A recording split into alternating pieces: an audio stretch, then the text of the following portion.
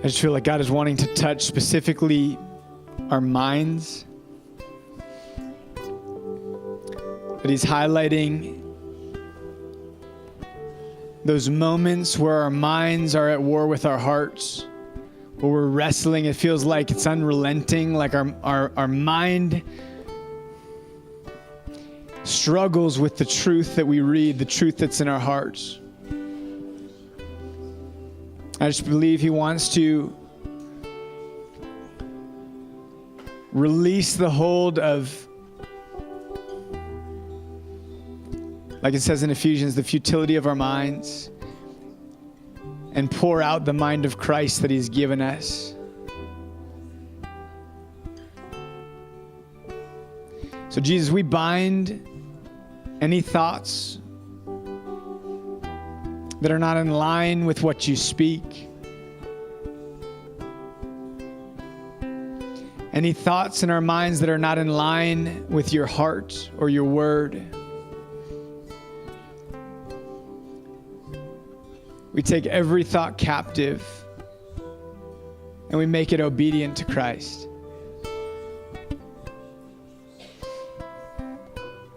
And we receive the mind of Christ. We receive the fullness of Your Spirit inside of us. That we would be able to receive the fierce love of God without obstruction of our mind, without obstruction of old thoughts or lies of the enemy.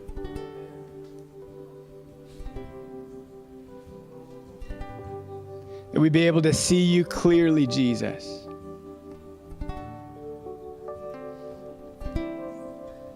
Any part of our mind that we've given space for things that are not of You, that keep us from seeing You clearly, God, we lay at Your feet.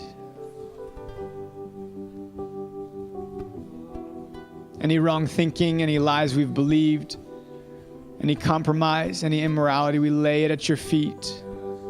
Jesus, would You come and would You wash our minds in Your blood?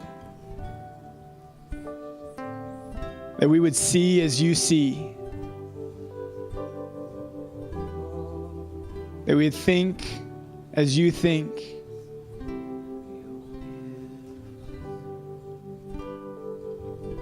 That our thoughts would reflect Your thoughts.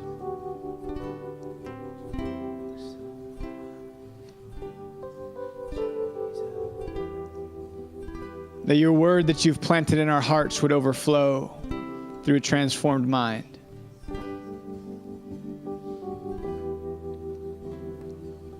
Jesus, we want to see You clearly.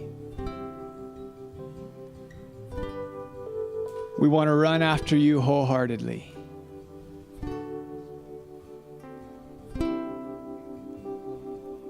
As men and women after Your own heart, God. Would You come and would You speak this morning? We worship You, God. In Jesus' name, amen. Amen. You may be seated.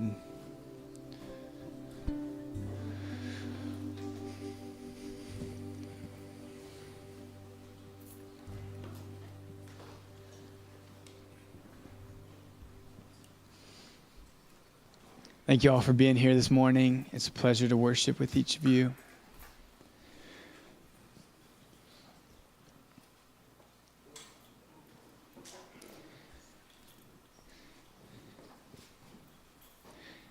Today, the word that God put on my heart for us this morning is walking worthy of the call to which we've been called. Walking worthy of the call.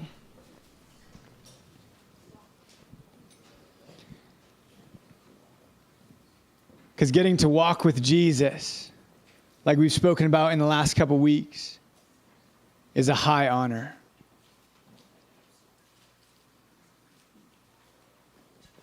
There's nothing insignificant about the call that we've received as disciples. And we get to walk in a manner that's worthy of that call. like we're going to read in Ephesians.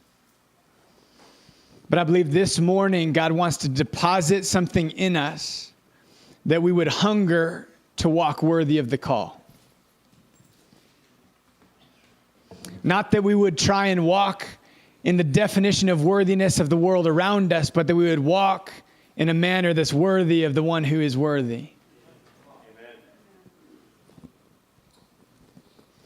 In Ephesians 4, starting in verse 1, it says, I therefore, a prisoner of the Lord, urge you to walk in a manner worthy of the calling to which you've been called, with all humility and gentleness, with patience, bearing with one another in love, eager to maintain the unity of the Spirit in the bond of peace. God, would you speak this morning? We want to receive what you want to pour out in our hearts today. We want to receive all that you have for us today.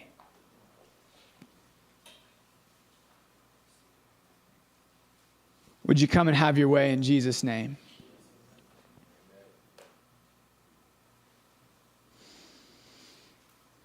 So we've been going through this series. First of all, I want to say, last week I got to preach at the Simmons Church, Pastor Anthony and Lori, and they're doing phenomenal. They miss each and every one of you guys, but they are doing amazing. It's incredible to see what God is doing in Fond du Lac, Wisconsin, what God is pouring out based off of their faithfulness to say yes to the call. It's incredible. God is doing amazing things. I also got to watch from over there. I got to watch Pastor Barry's message. Thank you, Pastor Barry, for that powerful word.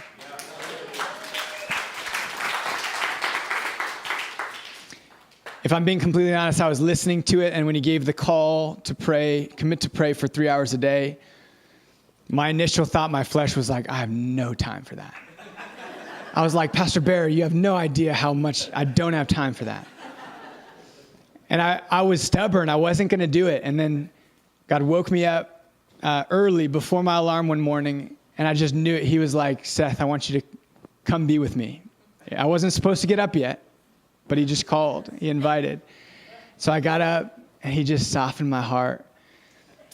And I can honestly say it's been such a sweet week. Such a sweet week. Just as we get to walk and pray and seek the Lord together. And even in the moments where it might not be sitting down in one place for 3 hours, as I walk in the city, as I drive in the city, where it talks about in Thessalonians of praying always, rejoicing always, pray continually, is becoming more real for me, because I'm walking and talking and moving through this city as God's just pouring out his heart for every step. And it's changing the way that I look at the city through his eyes. So thank you, Pastor Barry. But we've been going through this series on walking as a disciple of Jesus, walking as a disciple of the greatest rabbi who ever walked on this earth. That it was incredibly significant that the disciples received the call that they did. And it's incredibly significant that we've received the same call. And though Jesus died, rose again, ascended to the right hand of the Father, he promised, I will be with you always. He told the disciples to wait in Jerusalem until the promise came. They received the Holy Spirit. And he fulfills that promise to us today, that he will be with us always. And I genuinely believe he wants to disciple us in a way that's way more similar to how he discipled the disciples than we think sometimes. Sometimes we think he came and he did it one way as he was a man here on earth, and now it's different with us. I believe that through his Spirit, he still wants to walk with us on a daily basis as his disciples. He still wants to move through us and touch people in our everyday lives. He wants to engage with people while we're on the way to something else. He wants us to sit down and break bread with people that other people would scoff at. I believe the call of a disciple today is the same call that the disciples received in the Gospels. And it looks the same way if we're actually seeking him and walking with him like he intends through his Spirit. You might remember from last fall, we did a series called Are We There Yet? And we were going through our mission and vision statement from a biblical standpoint and sharing what we feel like God has called us to in our city. God's got a vision for this city. We get to seek him on his vision and see what our part of that vision is. We're not just here to make our own vision and take God along with us. So we're going through our vision statement and our mission statement. We got halfway through our mission statement. And I began to get this feeling that we needed to seek him because he wanted to reword some of our mission statement, the second half. And so we actually put the series on hold. Did anyone realize that? Was anyone waiting for the second half? Maybe not. No. But we actually didn't finish the series. We went into our Christmas series. And so we went and sought the Lord on what he would call us to. The vision has not changed from what we feel like he's given us. This is the vision that we feel like he has for hope in the season, to be a catalyst in the greatest multi-generational revival that Burien has ever seen. We say Burien because that's where he's planted us. But we realize that God wants to transform this entire region. So in the vision statement, we're seeking the Lord on where are we going? Where are you taking us? In the mission statement, we're looking at how are we to get there? How does God want us to get there? What's his plan for getting there? And before we show the mission statement, I had a conversation that began making me think about what's the point? What's the point of all of us being here? It's one of those questions maybe it's so obvious that we never think about it. But I started thinking, like, what's the point? And one day I was talking with one of my neighbors who I've gotten to know quite well, goes to a different church. And one day we're just talking about life. And she said something that struck me because it was the greatest compliment that I realized it's the greatest compliment that I would ever want to receive. She said, Pastor Seth, you actually walk and live like Jesus. And I say that because of this.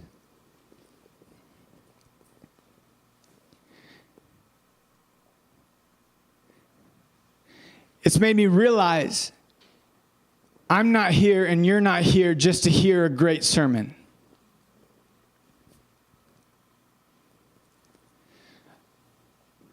God's desire for us to gather together is not just to have something to do on Sunday mornings. Like we've talked about before, Jesus didn't shed his blood only so that we would avoid hell. He died for so much more than that. And I realized when she said that, I was like, it's so simple, but that's my desire. That regardless of all the things all the pressures, all the accolades, all the credentials, all the qualifications, if someone looks at us and says they actually look like Jesus, then we've fulfilled what we've been called to do as we raise up and send out disciples, to make disciples that would be saved and healed and delivered and conformed into the image of Christ. Because we were lost and now we're found. We were broken and now we're healed. We were dead and now we're alive and we're being conformed into the image of Jesus. We get to overflow with his Spirit.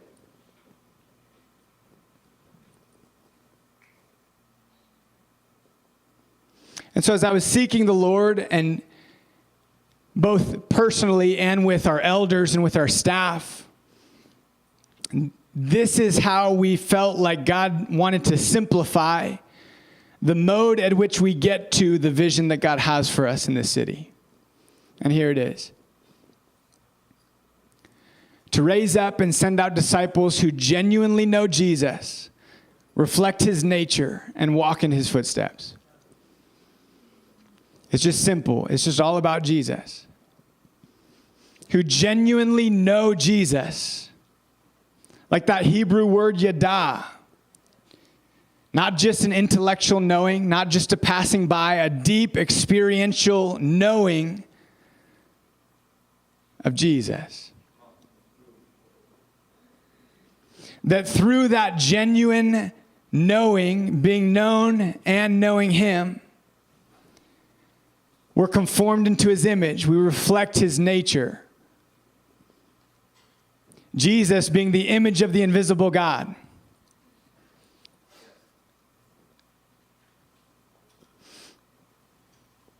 But if we truly know him and encounter him, if we're truly being formed into his nature, to reflect his nature, we're going to walk as he did. We get to walk as he did.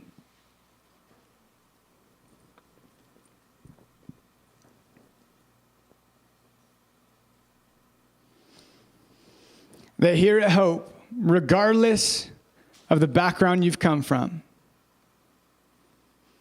we're here that we would walk as Jesus did, that we would be healed through the blood that he shed on the cross, that we'd be made new and resurrected and filled with his Spirit. It doesn't matter what your background is. It doesn't matter what you've done in the past. It doesn't matter how ashamed you are of things in the past. It doesn't matter if you're qualified or unqualified. We're here to know Jesus, reflect his nature, and walk in his footsteps. If we had to put it in a simple statement, if we raise up and send out disciples, as we grow together in that, this city will change. Jesus is very simple in his approach in a lot of ways. What he modeled is very simple. There are a lot of people who would think after 3 years of ministry, if all that there was to show was 100 or so people hiding out in an upper room, they'd say that wasn't all that glamorous compared to the churches that have grown by thousands and thousands. But Jesus chose to come and walk among people, to pour into 12 specifically, to equip them that they would go and make disciples. And those 120 changed the world. If you would ask anyone at the time of Jesus, do you think the movement of Jesus or the Roman Empire will last longer? Everyone would have said the Roman Empire. And yet this little group that Jesus raised up in his likeness and his image changed the world. And we get to be a part of what Jesus began, what he paid for on the cross. We get to usher that to the world around us. We're here to raise up and send out disciples who genuinely know Jesus, who genuinely reflect his nature, and who genuinely follow in his footsteps. But today we're talking about walking worthy of the call that we've been given. There's a few different times throughout the New Testament that phrase, walking worthy of the gospel, walking worthy of God, walking worthy of the call. There's a few different times it's referenced. But like we read in Ephesians, walking worthy of the call to which we've been called. And our world has a different perspective on worthiness than we see in Scripture. Our culture would like us to believe that we're worthy to determine our own lives. We're worthy to determine our own identity. We're worthy to be anything and everything we want to be. We're worthy of our time, and we're worthy of attention, and we're worthy of whatever it might be. But in Romans 3, starting in verse 9, Paul says, "What then? No one does good, not even one. Together they have become worthless. We see in Revelation 5, it says, "Then I saw in the right hand of him who is seated on the throne a scroll written within and on the back, sealed with 7 seals. And I saw a mighty angel proclaiming with a loud voice, 'Who is worthy to open the scroll and break its seals?' And no one in heaven or on earth or under the earth were able to open the scroll or look into it. And I began to weep loudly because no one was found worthy to open the scroll or to look into it." You're probably thinking right now, "Wow, Pastor Seth, thanks for the pep talk." But I guarantee you this is good news. Because if we go on in verse 5, "And one of the elders said to me, 'Weep no more. Behold, the Lion of the tribe of Judah, the Root of David, has conquered, so that he can open the scroll and its 7 seals. And between the throne and the 4 living creatures, and among the elders, I saw a lamb standing, as though it had been slain, with 7 horns and with 7 eyes, which are the 7 spirits of God sent out into all the earth. And he went and took the scroll from the right hand of him who is seated on the throne. And when he had taken the scroll, the 4 living creatures and the 24 elders fell down before the Lamb, each holding a harp and golden bowls full of incense, which are the prayers of the saints. And they sang a new song, saying, 'Worthy are you to take the scroll and open its seals. For you were slain, and by your blood you ransomed people for God, from every tribe and language and people and nation. And you have made them a kingdom and priests to our God, and they shall reign on the earth.' And they began to cry out, 'Worthy is the Lamb who was slain.'" So speaking of walking worthy of the call, we can only walk worthy, not because we're worthy in and of ourselves, but because we've been made new and have the Spirit of Him who is worthy inside of us. We've been called by the one who is worthy. That even while we were still sinners, Christ died for us. Even while we had no worth of our own, He said, "You are mine. I'll call you by name. I'll pay a price to redeem you, to restore the relationship that I so desire." We've been redeemed and filled with the only one who is worthy.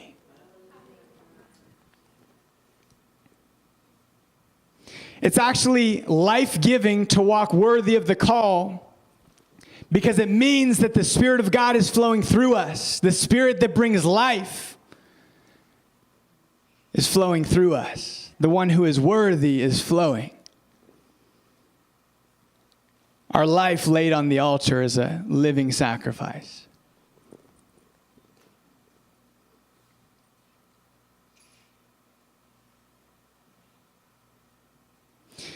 It's different than walking worthy of myself. It's different than walking worthy of the world.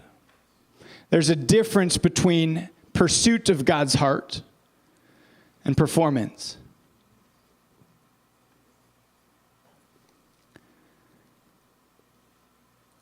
Your actions could look very similar whether you're pursuing something or you're performing for someone. But the heart posture is very different. We get to be in pursuit of God's heart.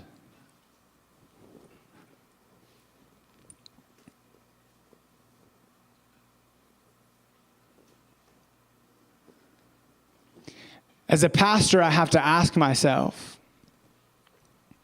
am I trying to walk in a manner that's worthy of myself?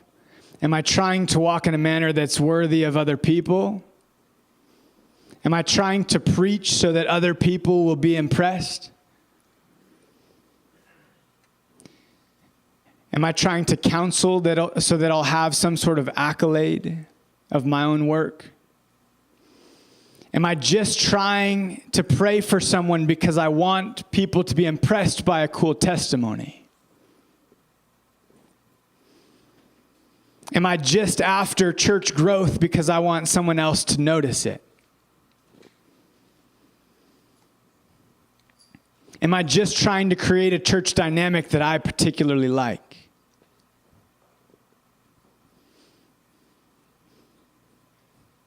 Or am I walking worthy of the call because I'm in pursuit of God's heart and I'm yielded to what he wants to do? I have to ask myself that.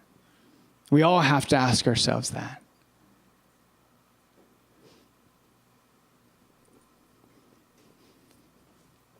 We're going to look at two figures from the Old Testament.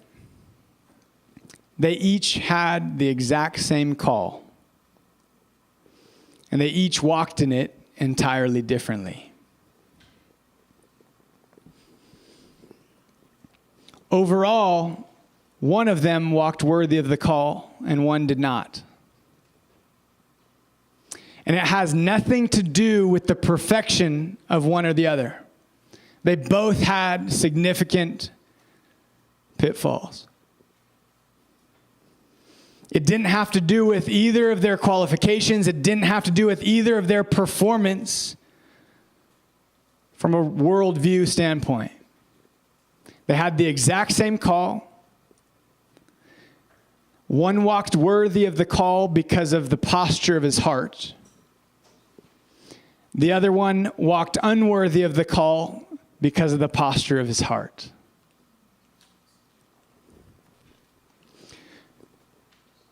Turn with me to 1 Samuel 15.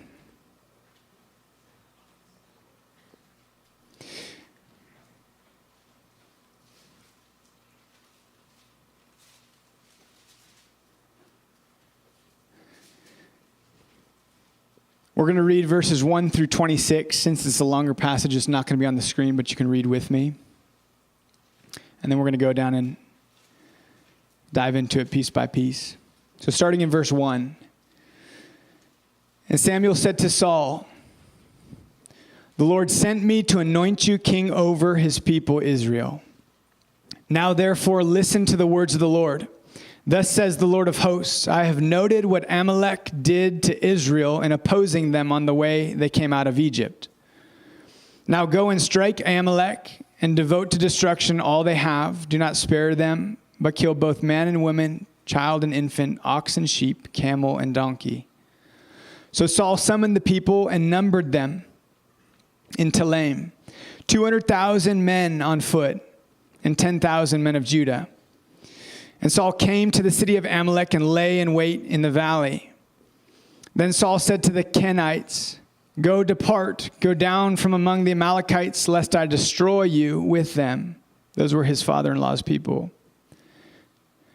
"For you showed kindness to all the people of Israel when they came up out of Egypt." So the Kenites departed from among the Amalekites, and Saul defeated the Amalekites from Havilah as far as Shur, which is east of Egypt. Then he took Agag, the king of the Amalekites, alive, and devoted to destruction all the people with the edge of the sword.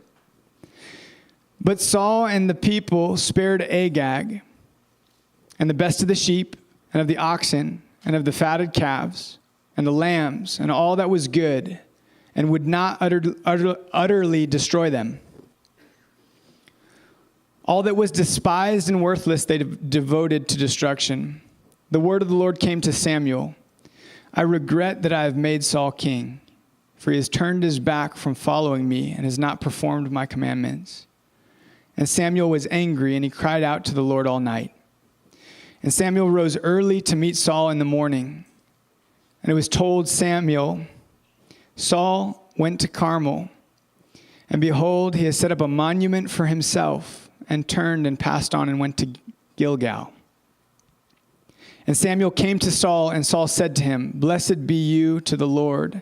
I have performed the commandment of the Lord." And Samuel said, "What then is this bleating of sheep in my ears, and the lowing of the oxen that I hear?"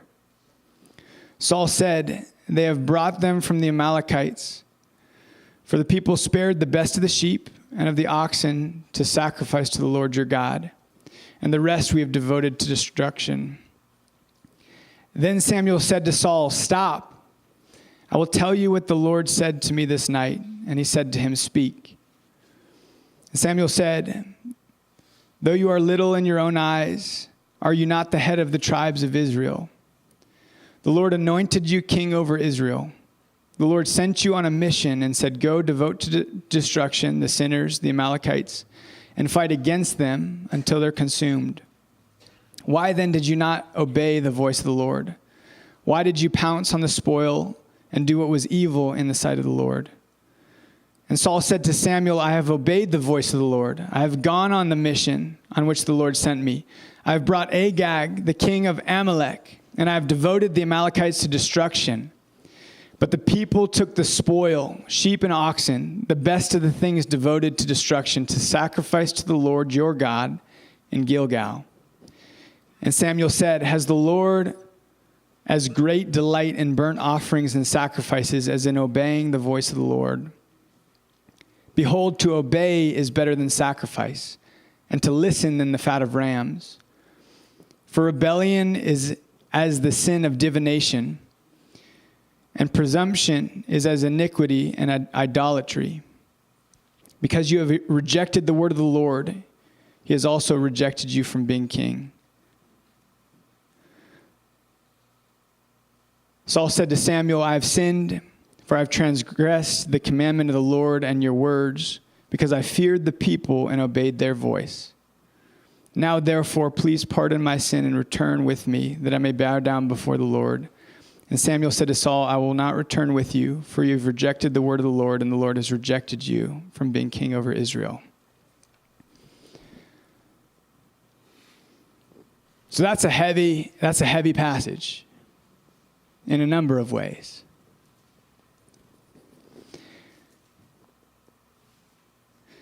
God spoke through the prophet Samuel, and he ordered Saul to destroy the Amalekites and to take no spoils of war,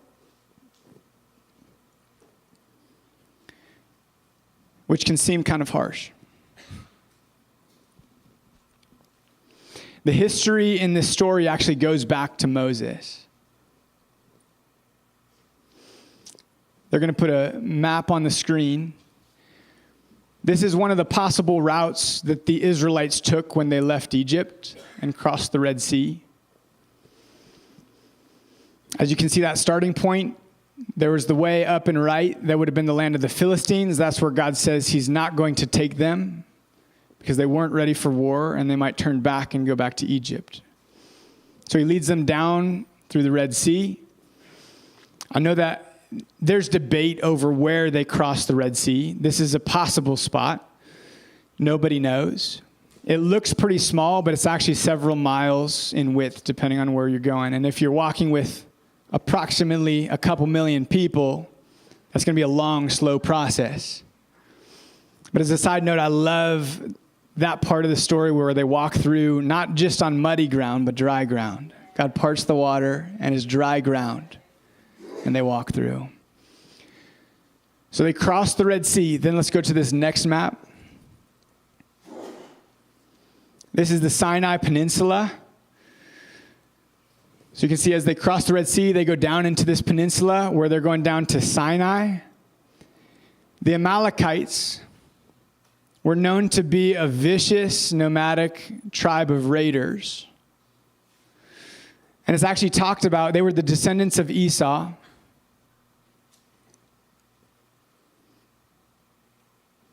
And in Deuteronomy 25, it accounts the Amalekites going after the Israelites as they're leaving Israel. And it talks about that they would actually hang back and they would kill the people that fell behind. So they would viciously kill, whether it was the elderly, whether it was the children, whoever it was that fell behind, they would poach them. And then like we heard last week, I believe it's Exodus 17 that Pastor Barry talked about, they had a battle with Amalek, where Moses, if he held his arms above his head, they were winning the battle. If they fell below, they were losing the battle. We learned about that last week. And God gave victory over the Amalekites there, but God also speaks that this what he's about to tell Saul to do that he would do in the future. He talks about that he would come and he would avenge what the Amalekites did. And Saul is the first king of Israel. And God makes do on what he said, and he gives Saul the instruction to cleanse the land. Sometimes we look at that process of like, how could a loving God just do that? But remember, this is the people by which the whole world would be redeemed through the fulfillment of the prophecy of Jesus coming through his chosen people.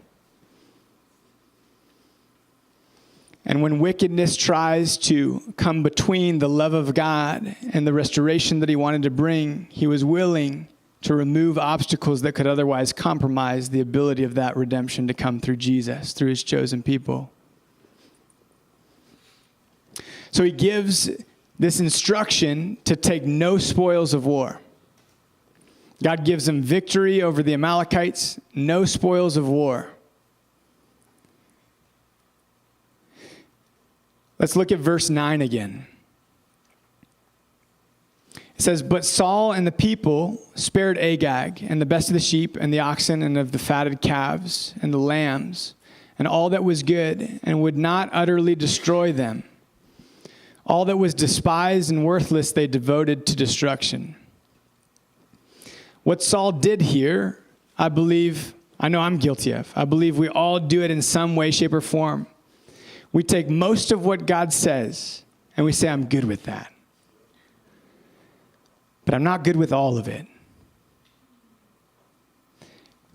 And so I'll go most of the way of doing what you've called, but I'm going to hold a little piece that I prefer. He looks at the spoils of war, him and the people, and they think, this stuff is kind of nice. I'll do all the rest, but I'm going to hold on to some of these spoils of war. But I'll say it's for sacrifice to God, but I'm going to hold on to some of it. We go on to verse 10.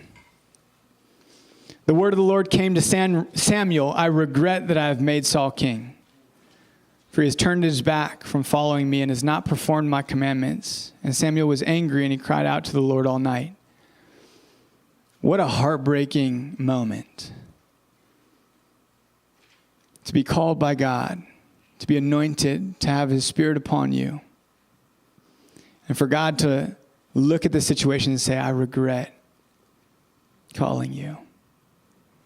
That's heartbreaking. Verse 12, "And Samuel rose early to meet Saul in the morning.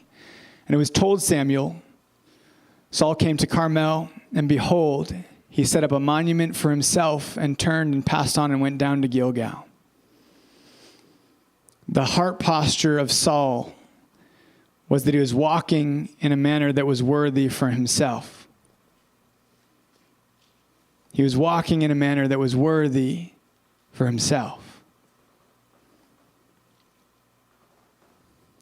And he sets up this monument, not to give glory to the Lord for fulfilling his promise to provide and to protect and to preserve this line of chosen people that the Messiah would come. He gets done and he makes a monument to himself.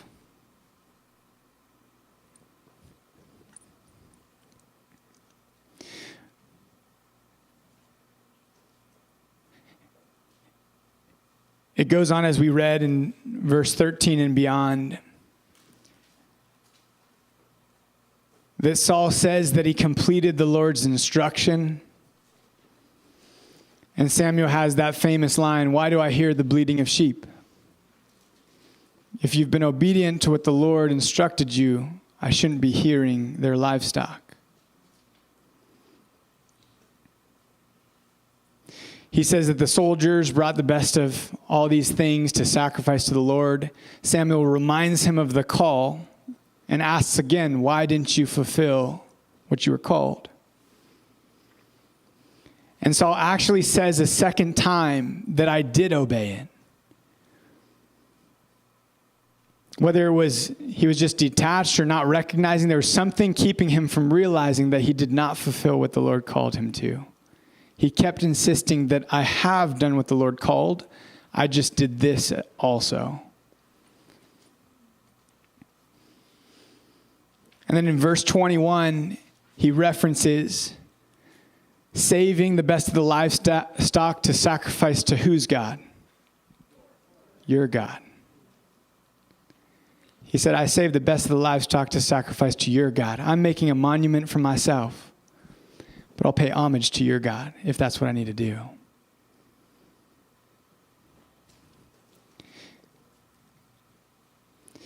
And it's also interesting that when Saul is referring in verse 24, when he goes back and he refers to why he did what he did, when he realizes and he repents, in verse 24, he says that it's because I feared the people and obeyed their voice. That's when we walk trying to be worthy of the world's call.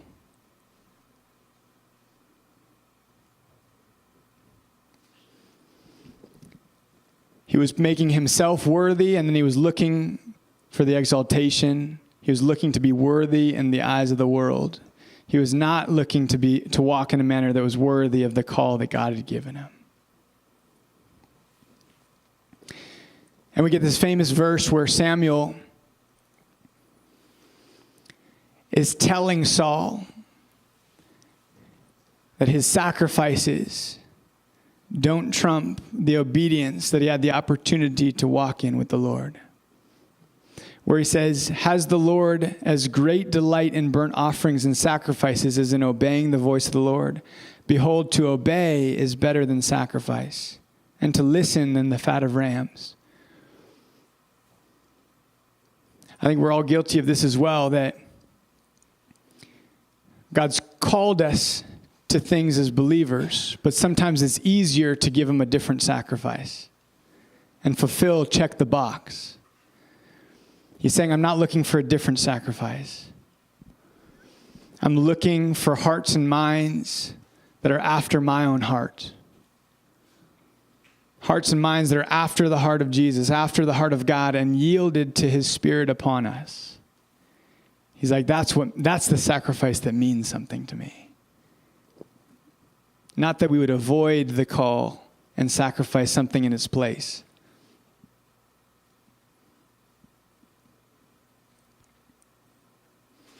So Samuel shares with Saul that he's been rejected by God and that the kingdom is going to be taken from him and given.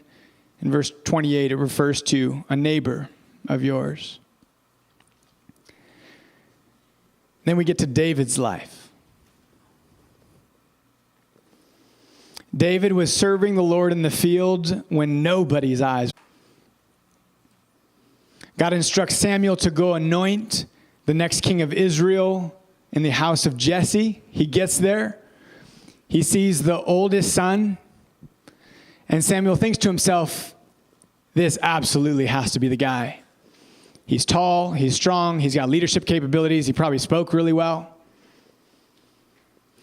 And God says this, 1 Samuel 16:7, but the Lord said to Samuel, do not look on his appearance or on the height of his stature, because I have rejected him. For the Lord sees not as man sees. Man looks at the outward appearance, but the Lord looks on the heart. David was about to receive the exact same call that Saul had been given.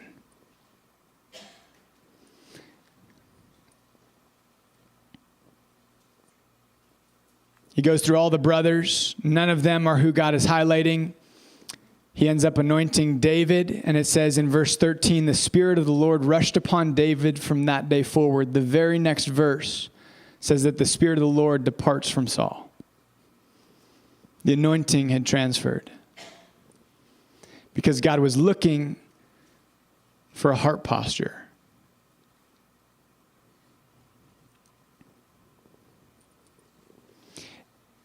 David had some incredible accomplishments.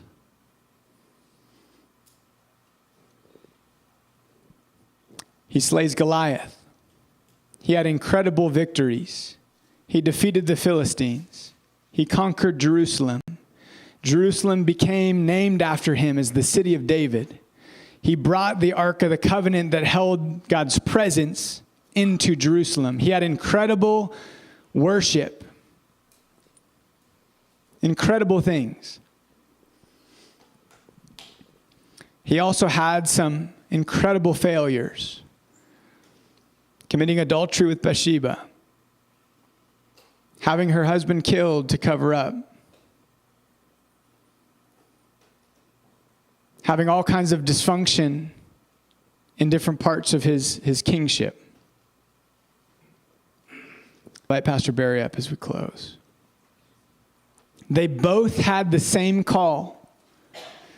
And yet this is how David is remembered in the New Testament.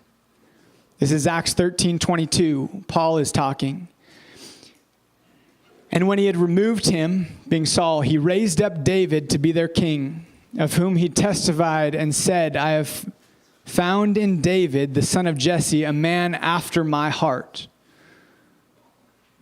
who will do all my will. Two men had the same call. One walked in the call for himself and to be glorified among people. The other, though far from perfect, walked with a heart after God himself. That was the distinguishing factor. They both made mistakes. They both had failures. They both had imperfections, and they were both disqualified in different ways. But their heart posture determined whether or not they truly walked in a manner that was worthy of the call they'd been given. We see in David a man who in Psalm 139 verses 23 and 24 says, Search me, O God, and know my heart.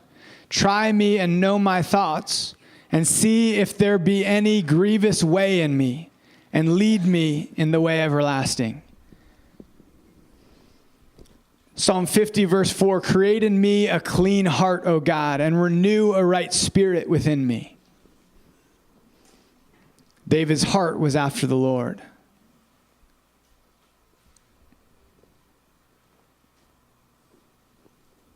We read in Ephesians chapter 4, like we did at the beginning, that we're called to walk in a manner worthy of the call.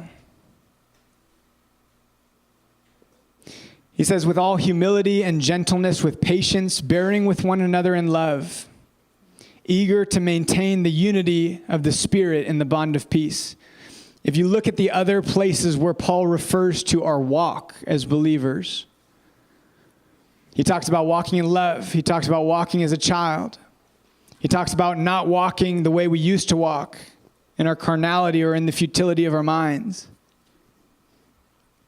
The only way we can truly walk in a manner worthy of the call is if the Spirit of God has precedent in our hearts. If our hearts are postured to be after the only one who is worthy. And our hearts and minds are yielded to allow the Spirit to accomplish what he desires to accomplish through us. It's not about having all the qualifications we're supposed to. It's not about just trying to check boxes. It's not about trying to gain accolades. It's not about trying to accomplish key performance indicators. Whatever sphere of influence you're in, we're called to walk in a manner worthy of the call that comes from the posture of our heart. Now, the world will try to pull us into all kinds of other things. Either trying to build up our own worth or to try and justify the fact that we're not walking in what we're called to in the Lord. Walking worthy of the call is not a performance metric. It's not something you earn. It's not something you accomplish. We're able to walk in that call because of the posture. Go ahead and stand with me.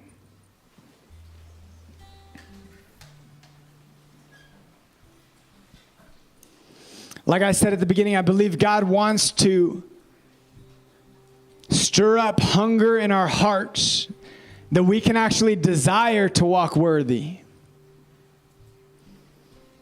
That it's not just an obligation where we beat ourselves over the back because we think we have to accomplish worthiness. But that we'd be in pursuit of God's heart. That we would desire in every way, that I desire that my life, my actions, my thoughts, my words, my responses would reflect the posture of my heart, though imperfect, though unqualified, that I would walk in a manner worthy because my heart is set apart for Him. That's what I desire for us as a congregation.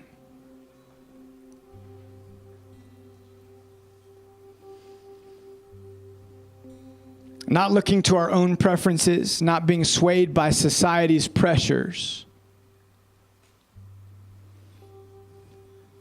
but solely influenced and driven by the radical love that we've received and encountered in Jesus. Recognizing that we can walk in full abandon, full trust to the one who's given us everything. From that place, we'll be able to walk in a manner worthy of the call. So God, as we close today, would you come and would you consume? We ask that you would deposit a hunger to walk worthy of the call.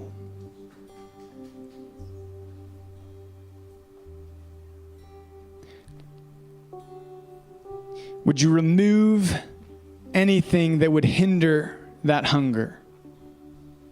Any other compromise?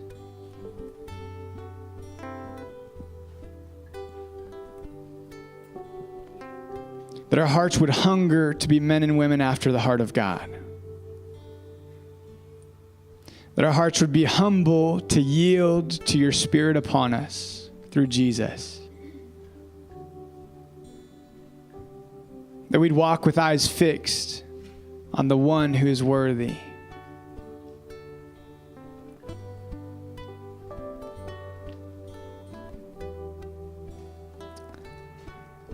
Let's go ahead and close in worship together.